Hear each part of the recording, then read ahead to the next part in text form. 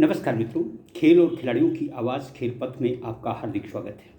दोस्तों, उम्मीद थी कि school games federation of India नए रूप और रंग रोगन के साथ अवतरित होगा, लेकिन भारतीय ओलंपिक संघ की तर्ज पर जनवरी में हुए चुनाव के बाद भी ऐसी धमक अभी तक नहीं दिखी है। नए सत्र का कैलेंडर भी अभी तक जारी नहीं हुआ है। कुछ खेलों पर गाज गिरना तय माना जा रहा है। एसजीएफआई का आकार प्रकार काफ़ी कुछ भारतीय ओलंपिक संघ जैसा हो गया है, जिस पर अब देश के खेल मंत्रालय और भारतीय खेल प्राधिकरण की सीधी पकड़ रहेगी। पता नहीं ये सब लोकतांत्रिक तरीके से हो रहा है या नहीं, लेकिन इतना तय है कि कुछ फर्जी खेलों और उनको पालने वाले अधिकारियों की रातों की नींद जरूर गुल है। हाल ही में दिल्ली में हुई school games federation of India की महत्वपूर्ण बैठक में बेशक खेल हित में कोई फैसला न लिया गया हो, लेकिन 2 दिन तक खेलनहार अपने खेलों को सूची में जगह दिलाने के लिए नोटों से भरी अटैची लिए जरूर घूमते नजर आए। हम आपको बता दें कि उत्तर प्रदेश के माध्यमिक एवं बेसिक शिक्षा विभाग के प्रमुख सचिव दीपक कुमार को 17 जनवरी को दिल्ली के जवाहरलाल नेहरू स्टेडियम में school games federation of India SGFI का अध्यक्ष चुना गया था। चुनाव सेवानिवृत्त आईएएस अधिकारी उमेश सिन्हा की देखरेख में हुए थे। मध्य प्रदेश के संचालक खेल रवि कुमार गुप्ता और मुक्तेश सिंह को उपाध्यक्ष चुना गया, जबकि कीर्ति पंवार को निकाय के महासचिव तथा विस्मय व्यास कोषाध्यक्ष चुने गए थे। यदि ये सच है कि किसी भी देश का खेल भविष्य उस देश के स्कूल कॉलेज के खिलाड़ी तय करते हैं, तो ये मान लेना पड़ेगा कि आज़ादी के बाद से जो अवसरवादी भारतीय खेलों की नैया के खवैया थे, उन्होंने देश को खेल मैदानों में बहुत पीछे छोड़ दिया है। यूँ भी कह सकते हैं कि आज़ादी के 75 साल बीत जाने के बाद भी भारतीय खेल जहाँ के तहाँ खड़े हैं। ऐसा इसलिए क्योंकि कुछ लोगों ने आगे बढ़कर खेलोत्थान के नाम पर गोरख धंधा किया और स्कूली खेलों को अपनी जागीर बनाकर चलाया।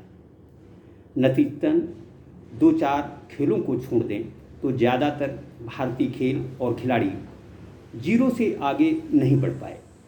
इस सारे फसाद की जड़ स्कूली खेलों को नियंत्रित करने वाली एसजीएफआई ही है, जिसने लुटेरे अधिकारियों के साथ मिलकर भारत का बचपन बर्बाद करने जैसा घिनौना काम किया है।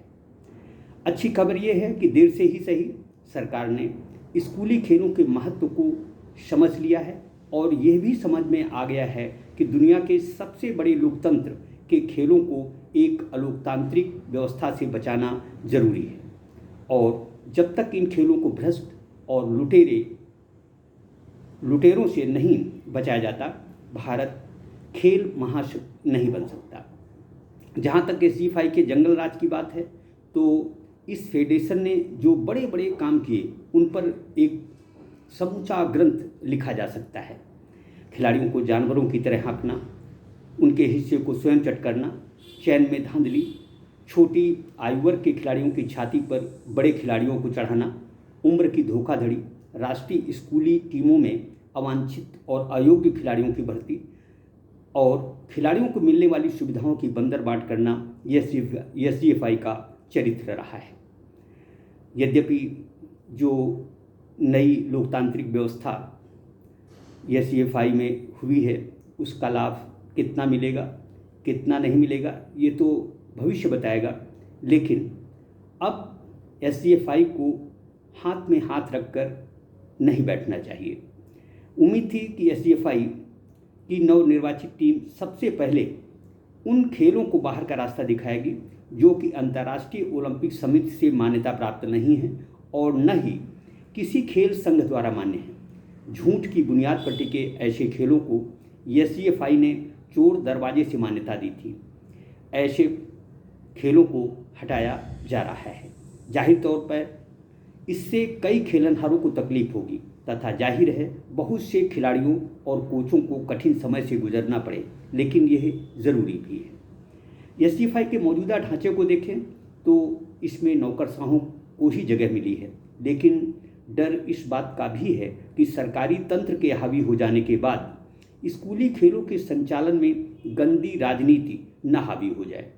सच कहें तो एसजीएफआई में अभी भी कुछ भेड़िए पनाह पाए हुए हैं, जिनका उद्देश्य खेलों का भला नहीं, बल्कि जो फर्जी खेल संगठन पदाधिकारी हैं उनसे मोटी रकम वसूल कर उनके खेलों को एसजीएफआई की सूची में शामिल करना है।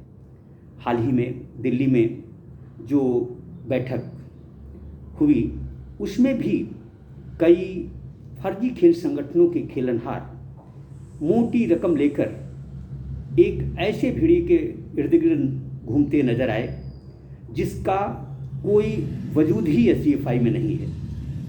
दरअसल यह भेड़िया लंबे समय से एसजीएफआई में पैठ बनाए हुए है और नव निर्वाचित कार्यकारिणी लगभग उसी के इशारे पर चल रही है। अब ये भेड़िया कौन है यह बताने की ज़रूरत नहीं है। इसको खेलों से जुड़े, खासकर स्कूली खेलों से जुड़े हर व्यक्ति के संज्ञान में है और उसे पता है कि यह भेड़िया कितने काम का है, यह कितना नफ़ा कर सकता है, कितना नुकसान कर सकता है। जो भी हो, एसजीएफआई को अब पुरानी लीग से हटकर नए तरीके से स्कूली छात्र छात्राओं के भविष्य को लेकर चिंतित होना चाहिए। कुछ ऐसी व्यवस्थाएं करनी चाहिए ताकि नवोदित खिलाड़ी न केवल राष्ट्रीय क्षितिज पर अपने कौशल का शानदार आगाज़ करें, बल्कि अंतर्राष्ट्रीय स्तर पर भी भारत के गौरव को चार चांद लगाएं। जय हिंद, जय भारत।